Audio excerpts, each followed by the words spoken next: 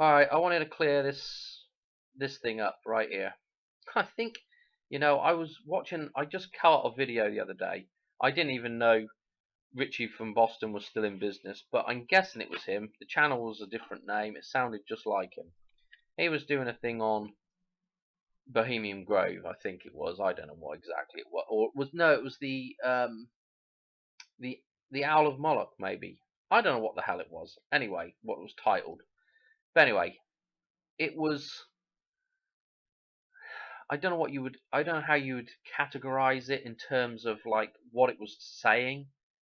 Um, but it comes across again as this, I call it like the 33 blinders. When somebody sees a number and they automatically just say, "Oh, that's Illuminati, that's Masons," or whatever, however they want to ascribe it, or assign it. Okay, they just put it in a box and label it like controllers of the world, and and then they deem that number evil or something. And what I'm here to say is those numbers aren't evil, right? The numbers aren't evil. This is not evil right here. This weaving spiders come not here. This owl is not evil, right? Okay, you've got to look at the context it's used in before you make a determination on, which way the thing flops in terms of good or bad. That's the first thing you have to do. And actually, what you really need to do is you actually really need to look at the actual man that's using the thing and decide whether he's good or bad, rather than looking at what he's using to say whether that's good or bad. It's a bit like the guns argument, a gun, again, a weapon of any description can be used for good or bad. It doesn't, the gun itself is not good or bad. It's the person that's using the thing. Yeah. Again, with the numbers, it's the same thing with the numbers. The numbers themselves are not good or bad. They just are what they are, just numbers. It's the person that's using the thing, right? And how they're using that number. Okay, so we've got to be aware of that. Anyway, it just seems to me like there's a lot of people out there that just simply don't understand what the hell's trying to be said here, what the symbolism really means. So I'm going to try my best to try and decode this now, but decode it, explain it basically. So we've got this thing called, and I'm guilty of calling it Moloch as well. But if you put a search in Moloch owl, well, there's a whole bunch of owls that come up with this search. Some of them are actually called Moloch. Some of them reference Bohemian Grove. I mean, for some reason, this thing has been, I don't know, what's the word? Corrupted in a way, I guess. Corrupted to be in that thing. If you were to put a search in for just Moloch, what you'd end up with is one of these pictures here. Okay. Um, one of these big. Um, let me see if I can find one that's a good one. Oh dear, here we go. So you'd end up with this, right? Something like this. Huh. The child sacrifice, blah blah blah, to Moloch, right? Okay, well, whatever. On that note, I'm going to explain that in a minute, actually, the child sacrifice idea. But this is what you would end up with. And I guess because this thing out in the woods, it's not a very good picture of it. Let's see. I don't think that's the. What's this one? That's. Oh, I don't know. Anyway, this is the kind of thing. Hang on, let's get this one up. So this thing, for some reason, people are looking at that and not seeing an owl there now. They're seeing a a bullhead, basically, is what they're claiming that is. Okay, people see what they want to see. The fact that they've got that owl on the outside of the thing, the fact that they use the owl a whole bunch, the fact that this looks more like an owl than a blimmin' the top half of a bull, indicates to me that this is not Moloch at all. This is the Owl of Athena right here. Okay. So somewhere along the line we have got this thing has really taken off. But I think it's a corruption. I think it's wrong. As I said, I'm guilty of using that terminology as well, just because it's here on, on the internet, and because other people use that terminology. So it's not strictly wrong. There's a reason why, and again, there's a reason why this thing has metamorphosized into Moloch now. Yeah, because the people that go to this thing, these are not balanced people that go to Bohemian Grove. World leaders, none of them are balanced people.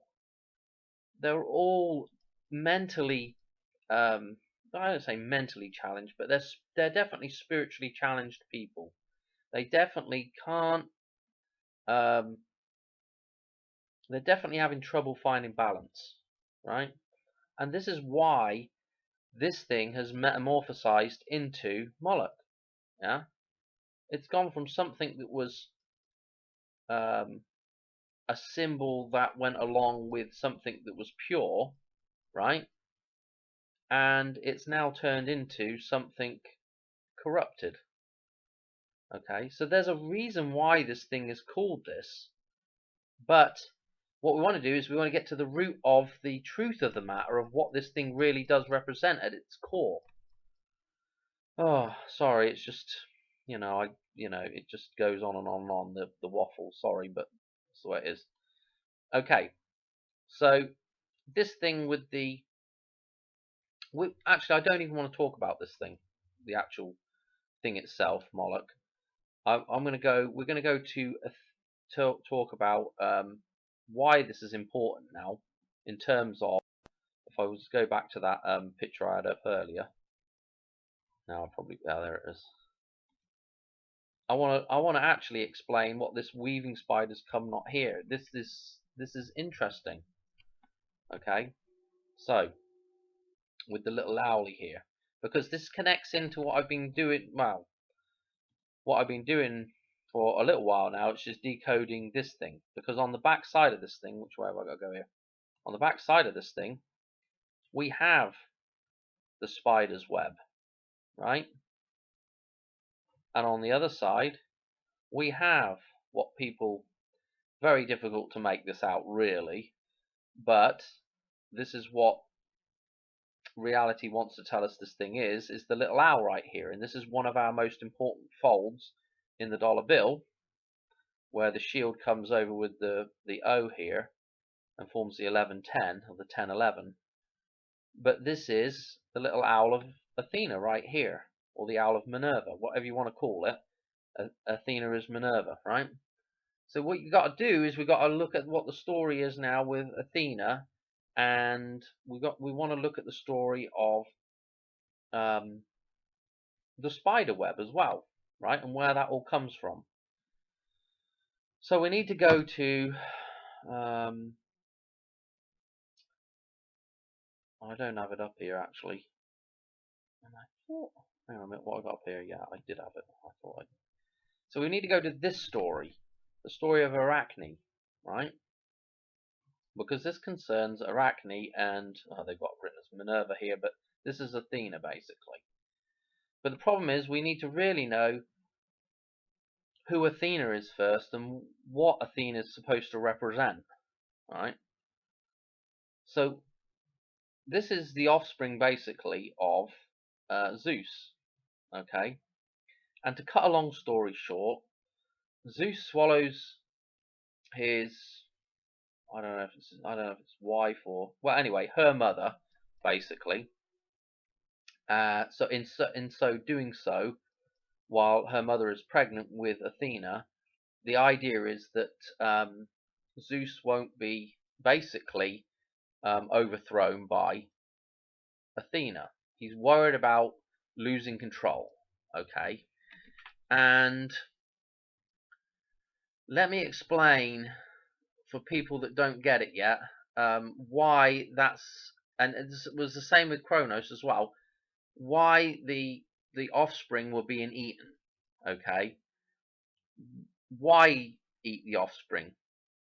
And it's the same with actually the child sacrifice as well. Why sacrifice the child?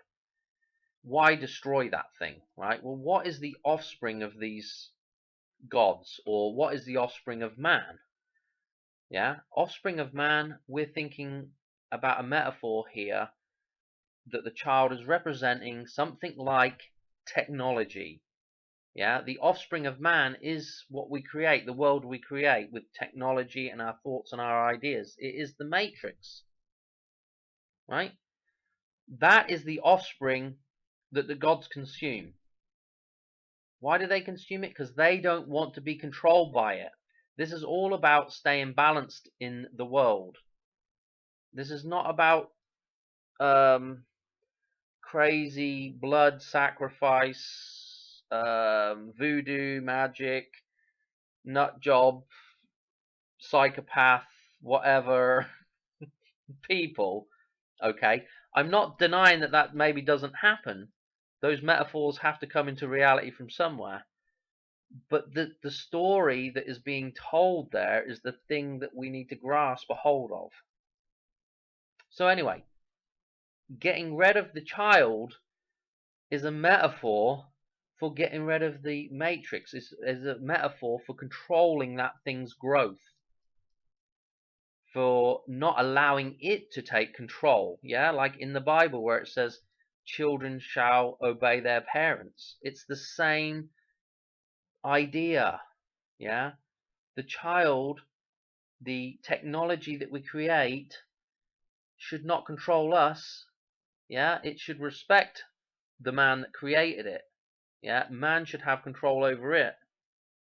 That's what's going on there. It's the same with the wife shall obey the husband. It's the same blooming thing. Yeah, the wife represents the fiction again. The child represents the fictional system, you know? Anyway, that's not really cutting a long story short. Anyway, it ends up, uh, in the end, Zeus ends up getting headaches, right? And so he ends up having his head chopped open with an axe, cleaved open, and out pops Athena, right? Again, why from the head? Because that's where our thoughts, that's where that thing's generated from. The fiction is generated from there, yeah?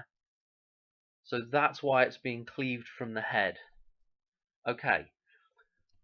To what ends up happening, I don't know what ends up happening then, but anyway, what Athena represents at that point is the very initial first part of the matrix. Almost, if you like, you could almost, as close to nature as you probably could be. That's the way I would look at it. She is almost, I would, you could almost call it like an aboriginal type culture at that point. Yeah, very close to nature. I mean, if you look at the way we are, you could maybe say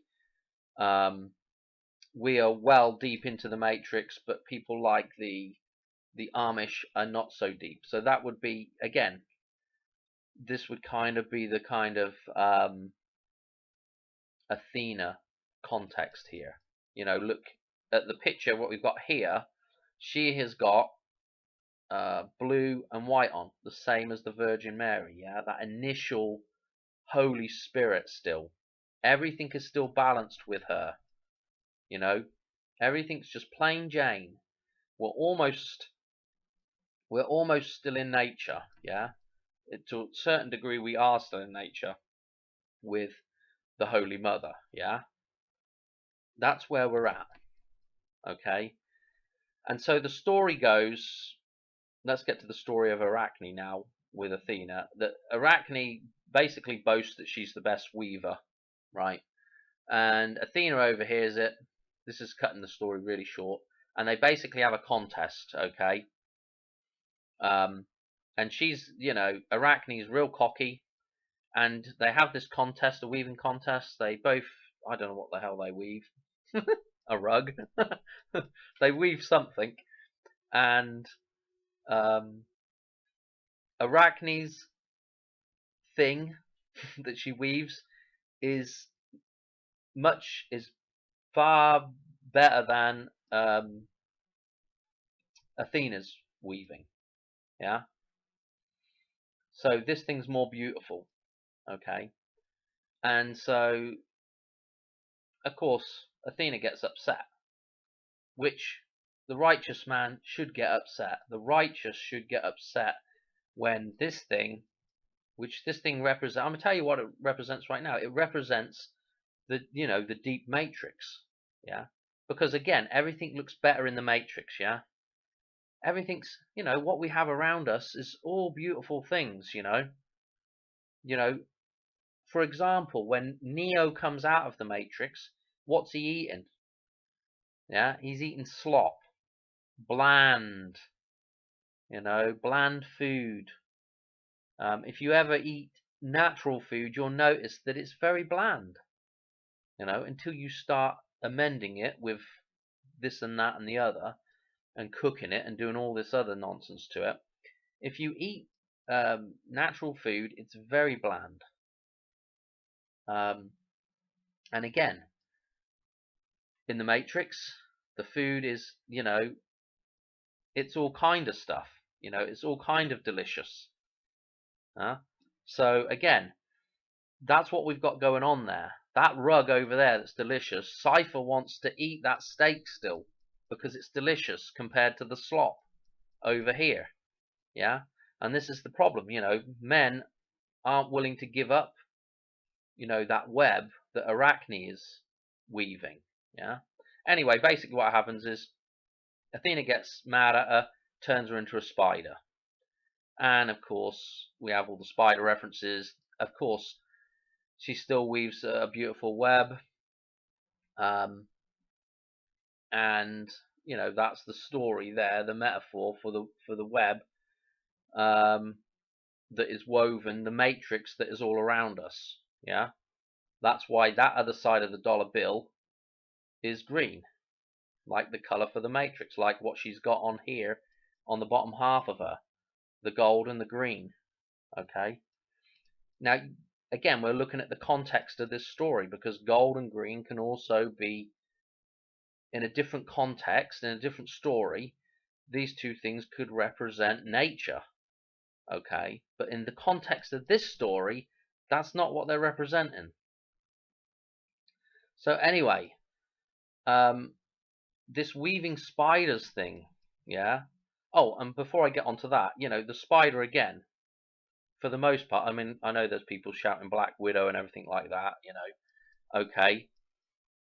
There's many spider species that eat the male, after they've, I guess, reproduced or copulated or whatever. After they've mated, the female will eat the male, and this is what happens. Yeah, after you go into the system, yeah, you go into the female spider, you are consumed. Yeah, you are essentially dead, because when you're in the matrix, you're not free. Okay, you are controlled by that thing. Yeah, and if you're not free, you're dead, because you don't have any self-control. You are dead. Okay, the fictional person takes control of you. The birth certificate person takes control of you. Okay, that dark twin, the eclipse twin, the black pearl twin, has now taken control of you. Okay, that's that tussle that I was talking about with Mbappe in the World Cup final with Messi, Messi. Yeah, that's that tussle that was going on. He can't get ahead. The system's always tying with him. The system's tying him down all the time. Yeah, that's why that score was being tied all the time. Every time he got ahead, the system tied him back down again, you know? And so this is what's going on with this story here.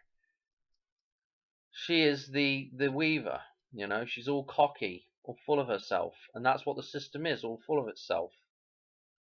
You know, Athena, the righteous goddess, if you like, is not happy about that. You know, this is Mary here, okay, the true Holy Spirit, okay, that is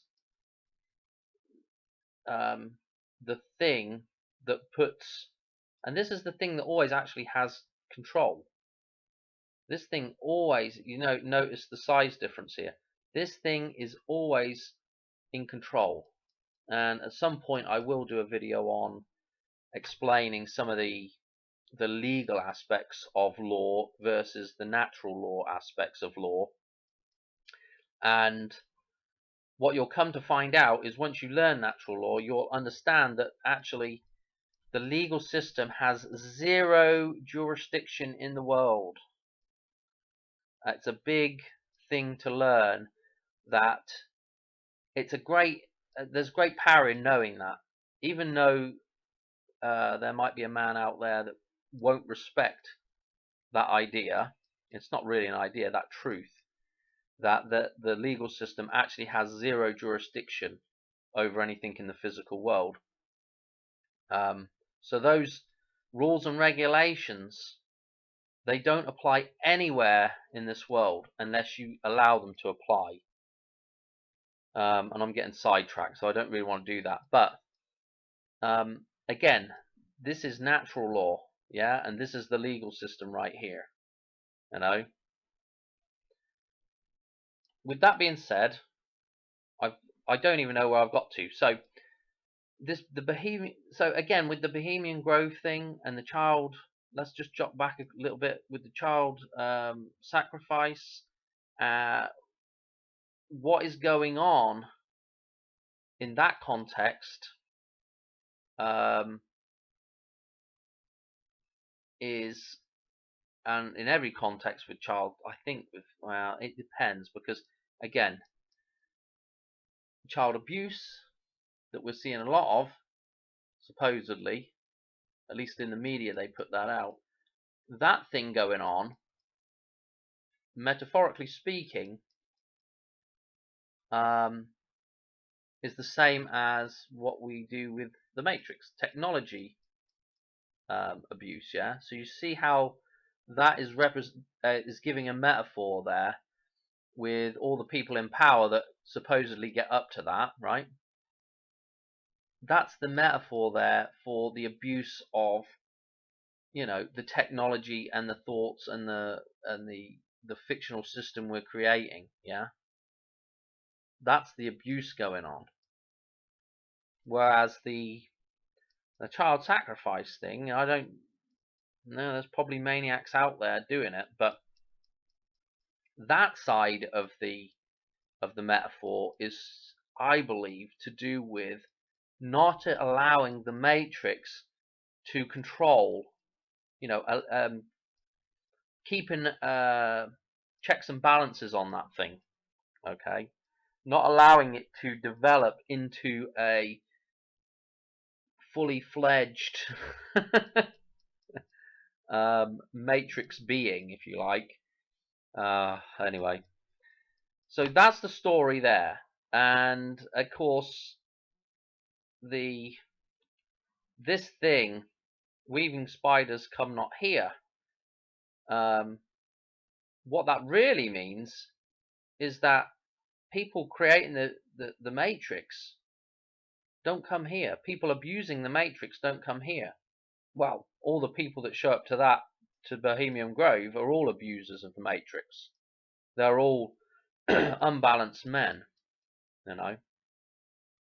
I mean, you know, I'd challenge any one of them to come and have a chat with me, and I'd pick their bloody life apart, you know, very, very easily. I'm not saying that I'm a saint, but I could, you know, and a story for another day, or a video for another day, is that bad behavior is quantifiable. How much harm you do in the world is quantifiable. So, and I'll do that video another day, because otherwise this one will be way too long. But anyway, that's really what I wanted to say is, because people like Richie from Boston will say this is to do with telling the press to stay away. This is a message to the press. In a way, the press is part of the Matrix, so yeah. But and I think in Wikipedia it says something like it's about not doing business dealings at the Grove. And again, there's a truth in that, because the business dealings, the market is the Matrix. But what we're really dealing with here, if you want to go to the real truth, the rock bottom truth of this thing is unbalanced man that basically unbalanced man that abuses his power, his ability to create fictional ideas, and doesn't apply that thing balanced in a balanced format or balanced way, don't come here. Well, there shouldn't be anybody probably the only guy that really should walk through the gates of Bohemian Grove is the guy that has to pick the trash up when they're all done. He's probably the closest to being a balanced man. The guy that's got to go and clean the toilets after them all. So I mean, it's just absolute nonsense. But you can see the metaphors playing out either way. Even when it's a symbol that's maybe was a good symbol to begin with, the owl, how it can be corrupted by bad men. Anyway, I guess I probably should leave it there. There are a few other interesting facts with this thing, especially like with the dollar bill, because again, if you crack onto that dollar bill, it's the earlier version of see, here's the earlier version, and then when we look on this side here, I'm going to stand back from this, but you kind of I've talked about this one before, okay, but if you can flip that around and you can kind of get an owl head in here, which is interesting, and there's kind of a reptile snake head on the other end of it. That too could possibly be an owl head as well, just depending on the way you looked at it. So there are things to be there are more things in the dollar bill, but again, there's a reason why this side's green, okay. Oh dear. Anyway, oh, there was some other stuff that I just want to tack in there. Now pay attention to the with the leaves and the berries here, yeah. So I just want to show you this because it's interesting. If we actually go to, I just put Owl of Athena in, there's a little coin that they used in Athens, right? And look what we got here. We have got the leaves and the berries. We've got the little owl as well. So we've got some nice ties to the $1 here, and we also have an abbreviation. It says of Athens, of Athenians here, which is an abbreviation. Basically, it's AOE if we just use English there. And let's look at the abbreviation real quick in Gematrinator. AOE 21 or 12. And again, what we have, what I thought was interesting about this, it's not really taken us anywhere, but is we have the leaves and the berries with the same. Did I say AOE? Hopefully I said AOE and not AOL, because it kind of looks like AOL. But anyway, we have the leaves and the berries here with a 2-1 reference as well. But I just thought that was neat. That I don't know why I thought that was neat, but it's neat. But again, the owl can see in the dark. It can see all the bad things, and this is the, you know, I guess you'd put it at the top of the food chain in the dark. You know, it's a predator. Okay, which as man is the top of the food chain in, you know, on the earth, as this thing is the I don't know how you look at it basically, but I would look at it as it's saying, you know, that this thing can see through the, you know, the the, the night, right? It can see through the dark basically. You know, it knows how to navigate that thing. Yeah, that's the wisdom, being knowing how to navigate the matrix basically, and that's what this thing is. That's the wisdom that everybody needs, you know, to be able to see the full cycle. You know, the owl can turn its head right round. Okay, I think it's, I don't know if it's 360 or almost 360, but yeah, it can see what's going on behind its back. You know what I mean? This is the thing. This is where we need to be at. Okay. Yeah. What you know? That's it. That's probably way too long, that video. But it just annoys me when I keep coming across, and it's not always that way. I mean, some people just point the stuff out, and there's no explanation. But that's not necessarily because they don't know, or because it just doesn't flow in with their video, probably. But it does annoy me when there's a video put out that is like, it's not really doing any, it's not really helping anybody by just, it just puts the blinders on for people. You know, they just get the old 33 blinders there, you know, and they just start shouting.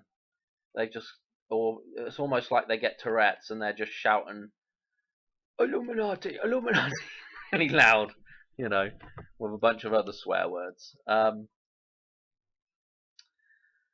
Anyway, I gotta leave it there. What more? No, that was it. That was it. I don't really want to go into. Yeah, let's just leave it there. If anybody's got any questions, just crack them down in the comments. All right. Thanks. Thanks for watching. Cheers. All right. Bye. God bless.